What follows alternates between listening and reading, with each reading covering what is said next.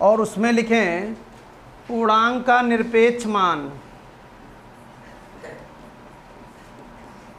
पूर्णांक का निरपेक्ष मान। हो गया? पूर्णांक का निरपेक्ष मान। इसमें लिखिए यदि ए एक पूर्णांक है, इसमें लिखो, अभी समझा रहे हैं, पहले लिखो फटाफट। यदि ए एक पूर्णांक है, यदि ए एक पूर्णांक है तो इसका निरपेक्ष मान, तो इसका निरपेक्ष मान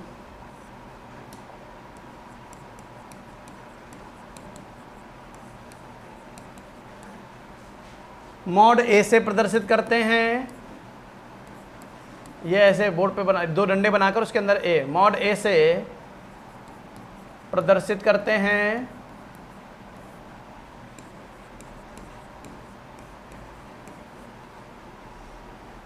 तथा मापांक ए पढ़ते हैं, तथा मापांक ए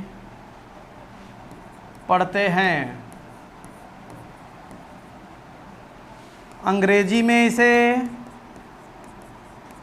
अंग्रेजी में इसे मॉड ए, MOD मॉड, मॉड ए पढ़ते हैं, पढ़ते हैं।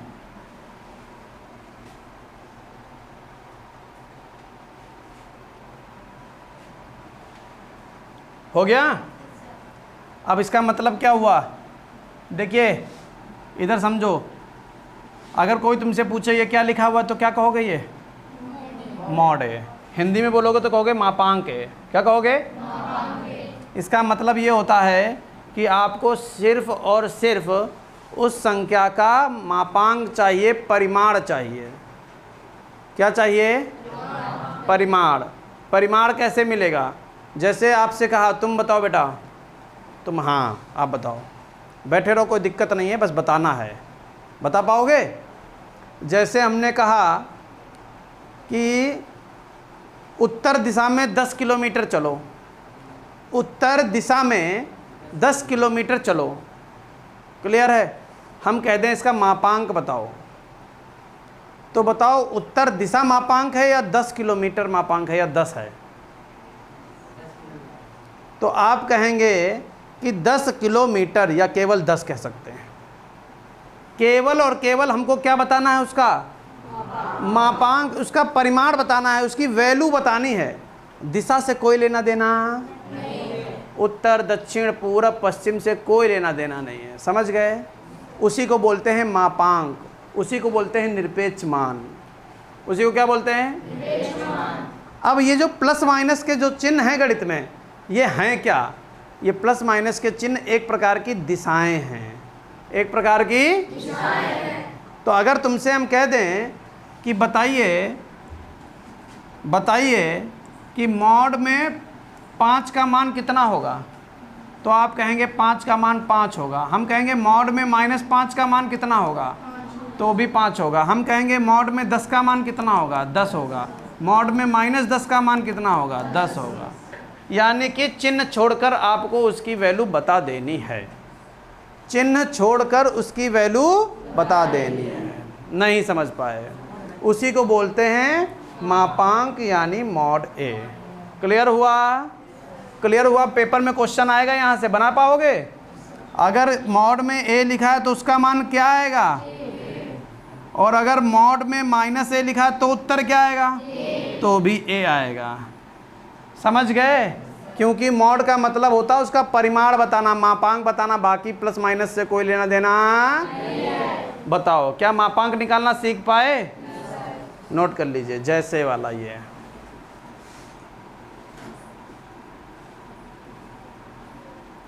जैसे हो गया।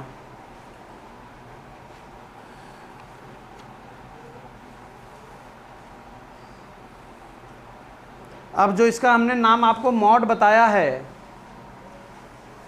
जो नाम हमने लिख लिया सबने, इसका जो हमने नाम मॉड बताया है ये ओरिजिनल नाम नहीं है, शॉर्टकट नाम है। कैसा नाम है? शॉर्टकट नाम है, समझ गए? तो इसका लॉन्ग कट नाम क्या है? मॉडुलस। क्या बोलते हैं? मॉडुलस। इतना बड़ा बोलने की जगह हम लोग क्या बोल देते हैं शॉर्ट में? मॉड। समझ गए कि नहीं समझ गए? तो आज के बाद ऐसा सिंबल लगा होगा तो ये क्या बना है? मॉड।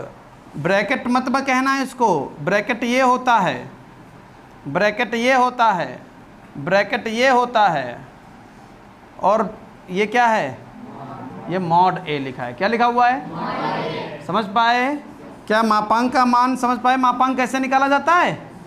किसी को कोई कंफ्यूजन? उदाहरण नंबर 1 देखते हैं, बहुत ध्यान से समझना। एग्जाम्पल नंबर 1, उसमें कह रहा है जांच कीजिए कि संख्याएं -2, -1, 0, 2 योग तथा गुणन के लिए समवर्त हैं या नहीं। योग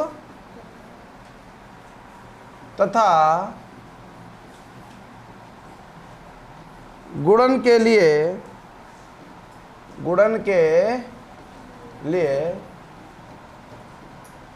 समवर्त हैं या, अब बहुत ध्यान से समझना, समवर्त है या नहीं। सबसे पहले आपको यह मालूम होना चाहिए, एक्सरसाइज 1A में हमने आपको पढ़ाया था समवर्त क्या होता है, पढ़ाया था। तो आपको यहां पर यह मालूम होना चाहिए कि समवर्त क्या होता है। सबको मालूम है समवर्त क्या होता है? कोई भी समूह, कोई भी ग्रुप, कोई भी समुच्चय, उसमें से कोई भी नंबर उठा लीजिए जो आपकी इच्छा हो। उस नंबर को उठाने के बाद उनमें लगा दीजिए प्रोसेस। कौन कौन सा प्रोसेस लगाना है? वैसे प्रोसेस कोई भी लगा सकते हैं, प्लस माइनस गुणा भाग, लेकिन प्रश्न में केवल 2 ही पूछ रहा है। और ये प्रोसेस, ये नियम लगाने, ये योग या गुणा करने के बाद जो उत्तर मिलेगा, अगर वो भी इन्हीं संख्या में बैठा हो तो समवर्त है, अन्यथा समवर्त नहीं है। यहाँ पर केवल 4 नंबर ही दिए गए हैं। ये इनमें से अपनी इच्छा के अनुसार पहले योग के लिए चेक कर लो समवर्त है कि नहीं। योग के लिए चेक कर लो, अपनी इच्छा से कोई नंबर उठा लो। यहाँ पर क्या यहाँ पर -2 उठा लें और योग करना है? किसका योग करना है? और कोई नंबर उठा लो, -1 उठा ले। ऐसा उठाने की कोशिश किया करो जो ना बने। तो -2 प्लस माइनस -1, -2 -1 कितना होता है? -3। क्या -3 यहाँ है? तो क्या कह दोगे? योग के लिए समवर्त नहीं है। अब कुछ बच्चों को लगेगा सर जी आपने यही क्यों उठाया? अगर हम ये उठाते तो क्या 0 + 2 उठाते तो 0 में 2 जोड़ो 2, तब तो कहते सर जी 2 बैठा है यहाँ, तब तो ये समवर्त हो जाता। नहीं, समवर्त होने के लिए सदैव समवर्त होना जरूरी है। समझ गए? इस बार तो आ गया 2, यहाँ तो नहीं आया -3। -3 कहाँ बैठा है? -3 कहीं बैठा है, इसलिए समवर्त जो कोई भी नंबर उठाओ, जो भी आंसर आए, जितनी बार उठाओ, 1 बार उठाओ, 2 बार उठाओ, 10 बार उठाओ, 100 बार उठाओ, जितने भी बार उठाओ, उसमें जो फल प्राप्त होता है वो फल हमारे समुच्चय में होना चाहिए। -2 और -1 कितना हुआ? -3। क्या यहाँ -3 है? क्या मेरी बात समझ में आई आपको? अब किसके लिए चेक करोगे? गुणे के लिए या गुणन के लिए? चलिए गुणा पर चेक कर रहे हो। कोई नंबर उठाओ, -1 उठाया, गुणे 2 उठाया, -1 और 2 की गुणा करो कितना आएगा? -2, 2 एकम 2, -2 आया। क्या -2 हमारे समुच्चय में कहीं लिखा है? लिखा है। और कुछ उठाओ, या करके कुछ और उठाओ, 0 उठाओ, चेक करके देख लेना, ऐसे डायरेक्ट मत लिख देना। 0 की गुणा किससे कर दें? हाँ, 0 की गुणा -2 से कर दोगे तो उत्तर क्या मिलेगा? 0 की -2 से गुणा करोगे -2 मिलेगा। तुम लोगों को गुणा भी नहीं आती क्या? एक बार -2 मिला जो हमारे समुच्चय में बैठा है, एक बार 0 मिला जो हमारे समुच्चय में बैठा है। 0 बैठा नहीं है क्या? भांग खाते हो क्या तुम लोग? और उठाओ, क्या ये 2 और ये -2 उठाया जाए? -2 गुणे 2, -2 गुणे 2 कितना होता है? 2 दूनी -4। क्या हमारे समुच्चय में -4 है? नहीं है। समझ पाए? और जब नहीं है तो क्या लिख दोगे? गुणा के लिए संवृत नहीं है। क्या समझ पाए बात को? बना लीजिए फटाफट। देते हैं, बोर्ड पर लिखेंगे तभी समझ पाओगे तुम लोग। पढ़ेगा कोई? एक सेकंड लिखता लेने दो। पूर्णांकों में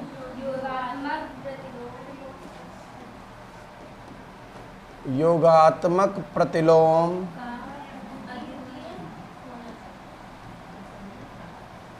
पूर्णांकों में योगात्मक प्रतिलोम का कहाँ लिखा है?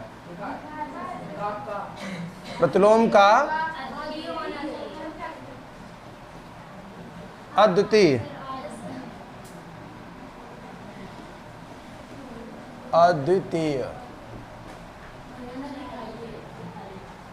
प्रतिलोम का अद्वितीय होना। हाँ, अब बात सही है। होना दिखाइए, होना दिखाइए। चलिए, पूर्णांकों में योगात्मक प्रतिलोम का अद्वितीय होना दिखाइए। बहुत ध्यान से समझना तभी समझ में आएगा, वरना समझ में नहीं आएगा। सबसे पहले आपको ये हमने याद करवाया था कि योगात्मक प्रतिलोम होता क्या है। इसका मतलब घर में वे संख्याएं जिनको आपस में जोड़ दिया जाए और योगफल 0 प्राप्त हो, तो उन दो संख्याओं को एक दूसरे का योगात्मक प्रतिलोम कहते हैं। समझ गए? तो योगात्मक प्रतिलोम समझ में आ गया। अब प्रश्न में कह रहा है योगात्मक प्रतिलोम का अद्वितीय होना चाहिए, ये दिखा दीजिए। ये अद्वितीय होता है, ये दिखा दीजिए। अद्वितीय होता है मतलब, अद्वितीय मतलब होता है यूनिक। अद्वितीय मतलब होता है यूनिक, यानी एक अकेला होगा, बस कई सारे नहीं होंगे, एक अकेला होगा, उसी को बोलता है अद्वितीय। तो हम मानेंगे, माना ए कोई पूर्णांक है, बहुत ध्यान समझना। माना ए कोई पूर्णांक है, माना ए कोई पूर्णांक है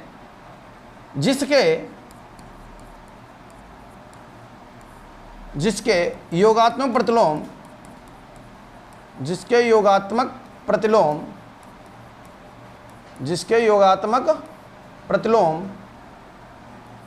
C, D है, कुछ भी मान सकते हो, C, D है। यानी प्रश्न में कह रहा कि कोई एक ए संख्या है, संख्या ए है, और उसके योगात्मक प्रतिलोम हमने कितने मान लिए हैं? C, D, दो अलग अलग मान लिए हैं। क्लियर? ये इनके योगात्मक प्रतिलोम है। किसका योगात्मक प्रतिलोम है? ए का। तो ये बताइए कि अगर ए में C जोड़ोगे, तो उत्तर कितना आएगा?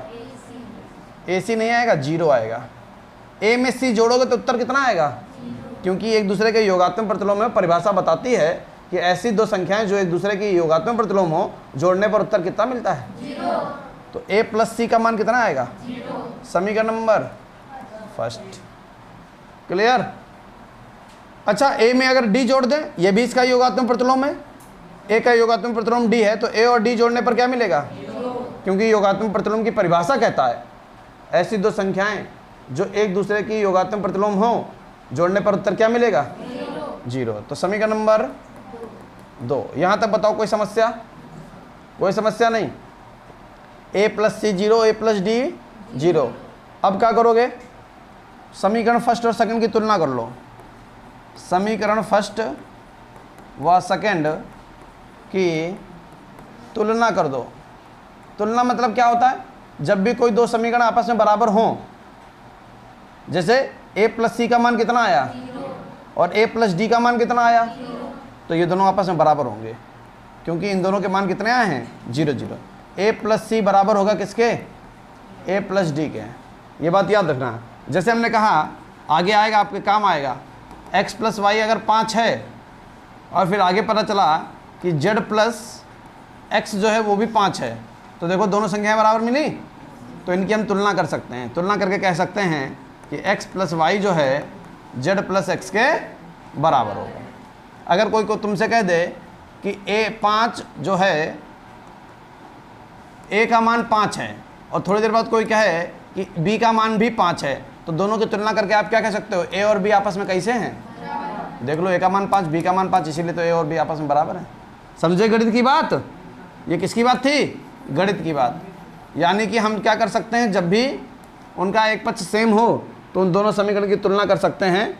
तो हमने यहाँ दोनों समीकरण की तुलना कर दी क्योंकि a प्लस सी का मान भी 0 था और a प्लस डी का मान भी 0 था, तो a प्लस सी बराबर होगा a प्लस डी। अब बताओ क्या ये प्लस का a इस तरफ है, प्लस का a उस तरफ है, घटकर 0 बनेंगे कि नहीं बनेंगे? तो c किसके बराबर आ गया? c बराबर। बस अब बहुत ध्यान से सुनना। हमने कहा था कि a के कोई दो योगात्मक प्रतिलोम है, वो भी अलग अलग, एक c एक d, और जो हमने सिद्ध कर दिया उसमें क्या बताया कि c और d आपस में कैसे हैं? c और d आपस में। इसका मतलब a एक कोई संख्या है, उसका योगात्मक प्रतिलोम 2 नहीं होंगे, उसके योगात्मक प्रतिलोम 2 नहीं होंगे। हमने 2 माने थे, c और d, वो 2 नहीं होंगे, वो कोई एक अकेला नंबर ही होगा। और अकेले नंबर को ही क्या कहते हैं? अद्वितीय। अकेले नंबर को क्या कहते हैं? अद्वितीय। और जो नियम लगा रहे हैं वो काहे का नियम लगा रहे हैं? योगात्मक प्रतिलोम। समझे? a के मान हमने a के योगात्मक प्रतिलोम कितने कितने बताए थे? c अलग बताया था, d अलग बताया था। थोड़ी देर बाद हमने क्या सिद्ध किया कि c और d आपस में कैसे हैं? अगर c और d आपस में बराबर हैं तो जो c है, अगर c का मान 5 है तो d का मान भी 5 होगा। अगर c का मान 2 है, अगर c का मान 2 है तो d का मान भी कितना होगा? अगर c का मान -3 है तो d का मान कितना होगा? तो ये -3। तो ये सेम टू सेम है, ये भी देखो सेम टू सेम है, ये भी देखो सेम टू। तो वही तो वो कह रहा था कि अद्वितीय होगा। अद्वितीय मतलब तुम लिखो चाहे कितने भी, लेकिन वो होंगे सेम टू सेम। तो इसीलिए उसने क्या कह दिया? c बराबर d। बस इतना ही सिद्ध करना था, लिख देना अतः यही बात लिख दो। पूर्णांकों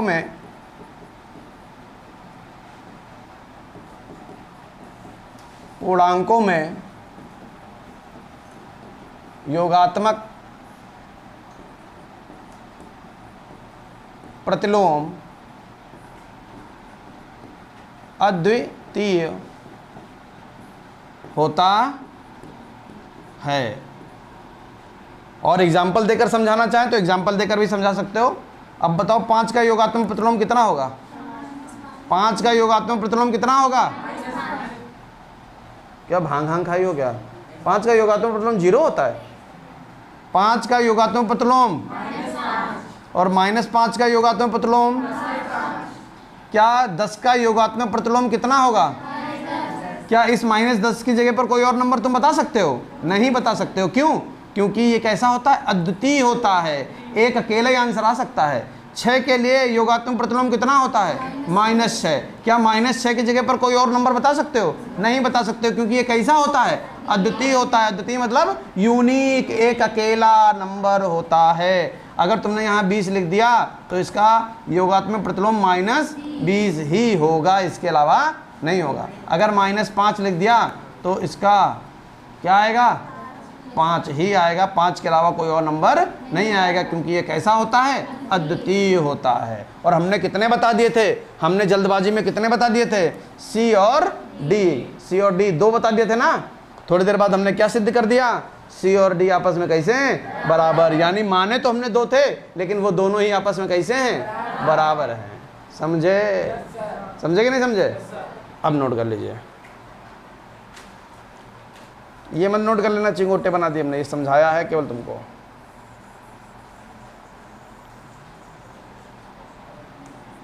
ये कठिन होता है बच्चों के लिए, बड़ा मुश्किल में बच्चों को समझ में आता है। अभी कुछ बच्चे समझ भी नहीं रहे थे, वो लिखने लगे पहले, हमने कहा भी नहीं लिख। एग्जाम्पल नंबर 3, एग्जाम्पल नंबर 3 में कह रहा है कि एक उदाहरण देकर दिखाइए कि पूर्णांकों में अंतर की संक्रिया क्रम विनिमय नहीं होती। क्रम विनिमय नियम, क्रम विनिमय नियम अंतर पर लागू नहीं होता। हमने शॉर्ट में लिखा है, अंतर पर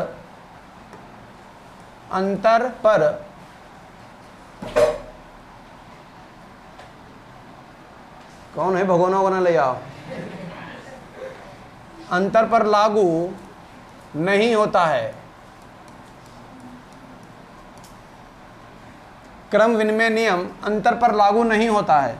सबसे पहले आपको कल हमने समझाया था क्रम विनिमय नियम क्या होता है। चलो पूछ लेते हैं 2 लोगों से, तुम बताओ। जब क्वेश्चन पूछा करो तो मुस्कुराया मत करो, आंसर बताया करो। क्रम विनिमय नियम क्या होता है? पेन काहे घुमा रहे हो? इज्जत करो उसकी, वो तो तुमको वैसे भी घुमा रहा है इधर उधर। विद्या की इज्जत करो, उसको मत घुमाओ। क्रम विनिमय नियम क्या होता है?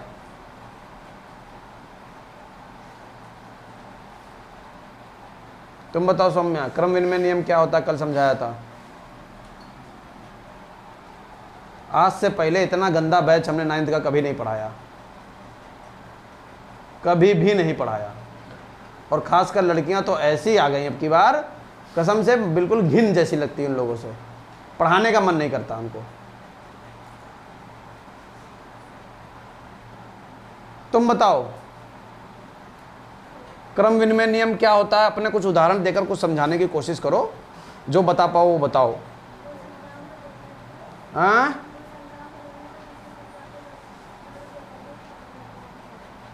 दो संख्याओं को जोड़ने पर, किसी भी संख्या को जोड़ने पर जो उत्तर आता,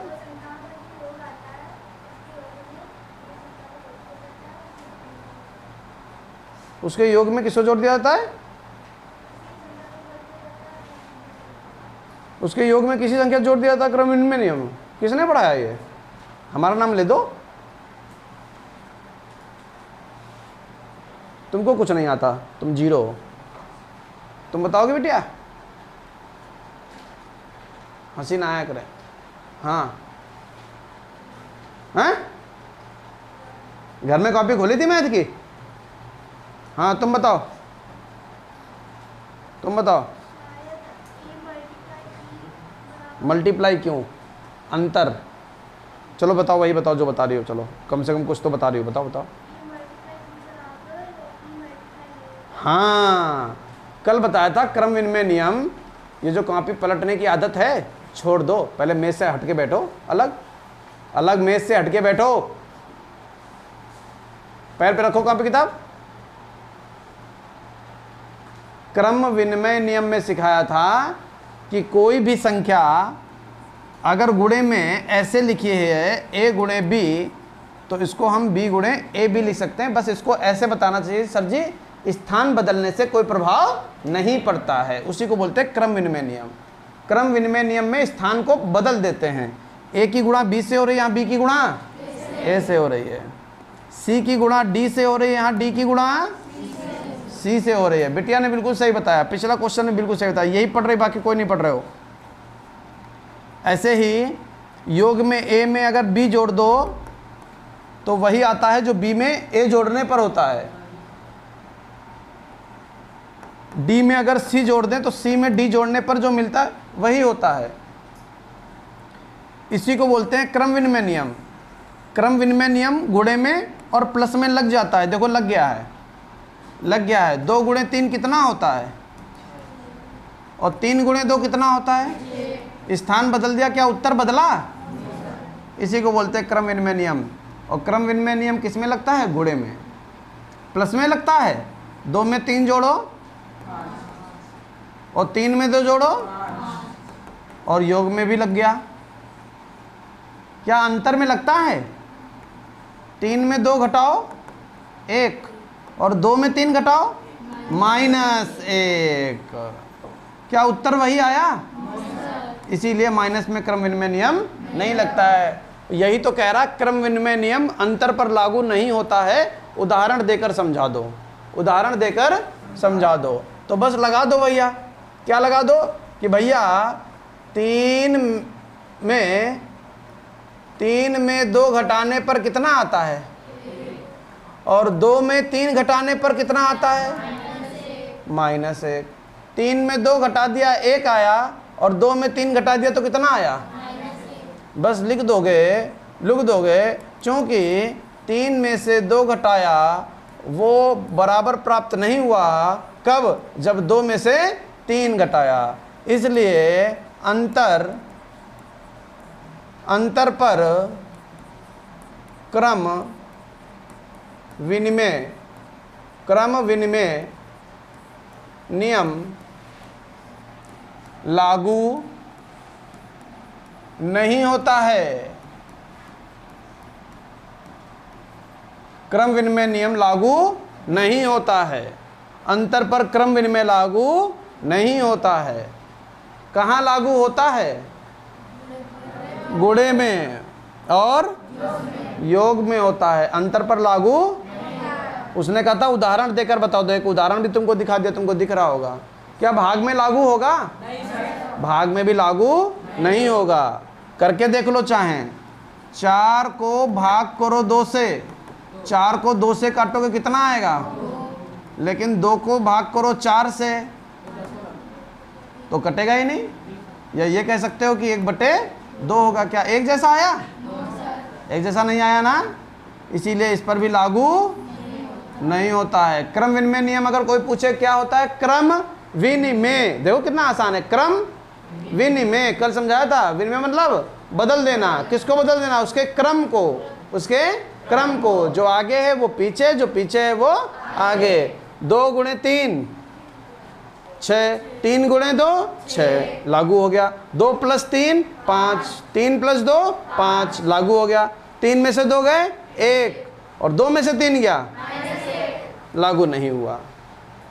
नहीं समझे, अब समझ तो गए, घर में नहीं पढ़ोगे नहीं बता पाओगे। मेरे जीवन का सबसे कमज़ोर बैच है 9th का ये। आज तक हमने ऐसे बच्चे कभी पढ़ाए नहीं हैं। चलिए एग्जाम्पल ख़त्म हो गए हैं, एक्सरसाइज पर पहुंच गए। एक्सरसाइज 1B, एक्सरसाइज 1B पढ़ने जा रहे हैं। देखो ध्यान से, पहला क्वेश्चन फटाफट देखो, ख़त्म कर देते हैं। निम्नलिखित पूर्णांकों के योगात्मक प्रतिलोम लिखो। -7 का योगात्मक प्रतिलोम कितना होगा, 7। 0 का योगात्मक प्रतिलोम, ठीक। 1 का योगात्मक प्रतिलोम, ठीक है। माइनस ब्रैकेट में a + b का योगात्मक प्रतिलोम, प्लस ब्रैकेट में a + b। हो गया पहला क्वेश्चन। दूसरा क्वेश्चन देखो, दूसरे क्वेश्चन में कह रहा है कि वितरण नियम से 15 गुणे 32 का मान ज्ञात करो। 15 गुणे 32 का मान ज्ञात करो। किस नियम से, वितरण, कल टिक्की वाला नियम बताया था, सब में बटेगा, वितरण नियम से। तो 15 गुणे 30 को सरल करके लिखो। 30 को सरल करके क्या लिखोगे, 32 को लिखोगे 30 + 2। 32 को क्या लिखोगे, ये बात सबको समझ में आई। अब बताओ 15 की 30 से गुणा होगी कि 2 से गुणा होगी कि सब से गुणा होगी। हाँ, एक टिक्की सब में बांटी जाएगी।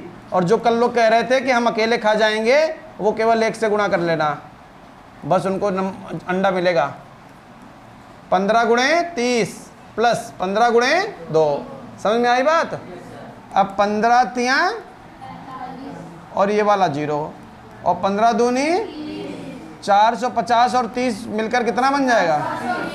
तो ये गुणा तो करी तुमने, लेकिन किस नियम से गुणा करी, वितरण नियम से। अगर सिर्फ गुणा करने कहता तो 15 गुणे 32 कह देते, कर देते और आंसर प्राप्त हो जाता है। लेकिन डायरेक्ट क्यों नहीं किया? क्योंकि उसने कहा था कि वितरण नियम से ही बताना हमको।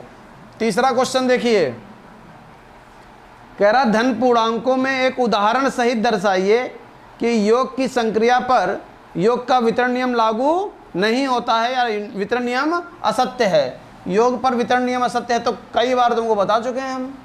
कैसे पता चला? देखो ये बताओ 5 + 3 कितना होता है? 8 होता है। अब क्या लगाने जा रहे हो? वितरण नियम लगाओ जरा, देखो क्या 8 मिलेगा तुमको दोबारा से। 5 + 3 को लिखोगे 2 + 1 लिख दें? क्या लिख दें? 2 + 1। अब 5 को पहले 2 के पास ले जाओ, 5 + 2 5 + 1, यही तो वितरण नियम होता है। तो 5 में 2 जोड़ दो और 5 में 1 जोड़ दो, 7 6 आना कितना चाहिए? यहाँ कितना आया? इसलिए असत्य है। योग पर वितरण नियम नहीं लगता। वितरण नियम कहाँ लगता है? गुणे पर वितरण नियम लगता है। समझ गए? ये बात तो हम पहले सिखा चुके हैं तुमको। चौथा क्वेश्चन देखिए, चौथा क्वेश्चन कह रहा दर्शाइए कि पूर्णांकों में योगात्मक नियम अद्वितीय होता है। कह रहा पूर्णांकों में योगात्मक नियम अद्वितीय होता है। तो इसका क्या कहने का मतलब ये है? इसका कहने का मतलब ये है कि अगर आपने कोई पूर्णांक जोड़ा, धन प्लस का पूर्णांक जोड़ा, आई मतलब पूर्णांक, इंटीजर बोलते हैं अंग्रेजी में। आई मतलब क्या होता है? इंटीजर अंग्रेजी में, इसको हिंदी में पूर्णांक बोलेंगे। समझ गए ना? कोई प्लस का पूर्णांक तुमने लिया, उसको तुमने प्लस के पूर्णांक में जोड़ दिया, प्लस के पूर्णांक को प्लस के पूर्णांक में जोड़ दिया, तो प्लस का उत्तर आएगा कि माइनस का? प्लस में प्लस जोड़ा तो उत्तर माइनस आएगा क्या? 2 में 2 जोड़ दोगे तो माइनस का 4 आ जाएगा। तो कितना आएगा? प्लस का इंटीजर आ जाएगा। समझ पाए? ऐसे ही माइनस के इंटीजर में अगर माइनस का इंटीजर यानी माइनस का पूर्णांक जोड़ोगे तो उत्तर कैसा आएगा? माइनस का आएगा। -2 में -2 जोड़ोगे तो -4, -2 में -2 जोड़ोगे तो उत्तर माइनस का 4 आएगा। समझ गए? इसी को बोल रहा था क्या कि भैया पूर्णांकों में योग क्या होता है? अद्वितीय होता है। समझ पाए? प्लस में प्लस जोड़ोगे तो क्या मिलेगा? और माइनस में माइनस जोड़ोगे तो क्या मिलेगा? माइनस। समझ पाए? ठीक है। 5वां क्वेश्चन देख लीजिए, जो एक्सरसाइज का लास्ट क्वेश्चन है, जिसमें सारे क्वेश्चन पहले हम लिख देते हैं। 8 - 6 2 - 5 1/3 -3 गुणे -4 8/2 -5 गुणे 3 और 3 गुणे 5। प्रश्न में पहचानना क्या है? निम्नलिखित संख्याओं में से धन पूर्णांक छांटना है। धन पूर्णांक। चलो तुम बताओ धन पूर्णांक क्या होता है? लिख रहे हो ना? बताओ धन पूर्णांक क्या होता है? हमको मत देखो ना घूरो। धन पूर्णांक क्या होता है ये बताओ। जो गिना जाए वो धन पूर्णांक। ऐसा कुछ बताया क्या हमने? हाँ, तुम बताओ क्या बताया धन पूर्णांक? नहीं बता पाओगे? नहीं पता? पढ़ाया इतने दिन चिल्लाते चिल्लाते बता ही नहीं पाए। झंडा मत ऊंचा करो। तुम बताओ धन पूर्णांक क्या होता है? जो प्लस का हो और पूर्णांक हो, जो प्लस का हो और पूर्णांक हो, उसी को बोलेंगे धन पूर्णांक। उसी को बोलेंगे धन पूर्णांक। अब देखो पता चलेगा जो प्लस का, और 8 में से 6 चलेगा उत्तर कितना आएगा? 2। प्लस का 2 कि माइनस का? तो ये धन पूर्णांक है। ठीक है। 2 में से 5 चलेगा कितना आएगा? -3। क्या ये धन पूर्णांक है? ये ऋण पूर्णांक है। फिर बस समझ गए, बस समझ गए थे लल्ला, समझ गए थे हम। 1 को 3 से भाग करेंगे, 1 को 3 से भाग करेंगे तो प्लस का आएगा कि माइनस का? 1/3 आएगा, क्योंकि 1 को 3 से भाग कर नहीं पाएंगे तो कितना आएगा 1/3। और अगर 1/3 आएगा तो ये प्लस का है कि माइनस का? तो ये धन पूर्णांक। क्या पूर्णांक भी है? धन तो है लेकिन पूर्णांक नहीं है, इसलिए इसको काट देंगे। क्या समझ में आई बात? हमको कैसा बताना है? धन के साथ साथ पूर्णांक भी बताना है। ये धन का तो है पर पूर्णांक नहीं है। अच्छा, -3 गुणे -4 -12, -12 आएगा। एक बार में नहीं बोल पाती हो? माइनस की माइनस से गुणा करोगे तो माइनस माइनस 3 चक्कू 12। धन पूर्णांक है? 8 को 2 से भाग कर दोगे तो कितना आएगा? 4। धन पूर्णांक है? -5 और प्लस का 3 गुणा करनी है, कितना आएगा? -15। क्या ये धन पूर्णांक है? 3 × 5 = 15। क्या ये धन पूर्णांक है? हाँ, ये धन पूर्णांक है।